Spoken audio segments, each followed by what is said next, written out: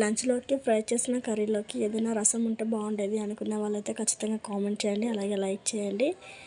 చాలా ఈజీ ప్రాసెస్లో ఎలా చేయాలో చూపిస్తాను. మనం దేంట్లో అయితే టమాటా రసం చేయాలనుకుంటున్నామో గిన్నెను పెట్టుకోవాలి. దాంట్లో 3 నుంచి 4 స్పూన్లు ఆయిల్ వేసుకొని, దాంట్లో జీలకర్ర ఆవాలు వేసుకొని, అలాగే కట్ చేసి పెట్టుకున్న ఆనియన్స్ ముక్కలు వేసుకొని, అలాగే అల్లం వెల్లుల్లి పేస్ట్, పసుపు వేసుకొని కలుపుకోవాలి. అవి ఫ్రై అయిన తర్వాత అందులోనే టమాటాస్ మిక్సీకి పట్టుకోవాలి. నేనైతే మిక్సీ పట్టుకున్నానండి, ఒక 5-6.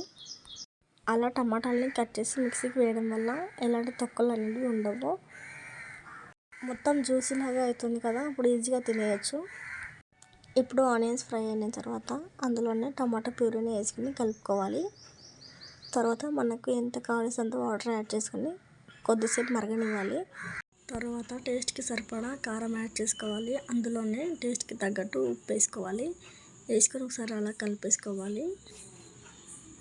అలా కలుపుకొని ఒక 5 to 10 మినిట్స్ అలా మరిగించుకోవాలి. లేదంటే కారం కారం స్మెల్ వస్తుంది అనమాట, టేస్ట్ అంత బాగోదు. చారు అనేది మనకి ఎంత మరిగితే అంత టేస్టీగా ఉంటుంది. తర్వాత అందులోనే అది మరిగేటప్పుడే కరివేపాకు వేసుకోవాలండి. తర్వాత దాంట్లోనే ఒక నిమ్మకాయ సైజ్ అంతా చింతపండుని యాడ్ చేసుకోవాలి. అది కూడా ఒకసారి కలపాలి. అలా కలిపేసి ఒక 5 మినిట్స్ అలా మరిగించుకుంటే సరిపోతుంది. వేడివేడిగా రసం అయితే రెడీ అయిందండి. వీడియో నచ్చితే కనుక లైక్ చేయండి, సబ్స్క్రైబ్ చేయండి.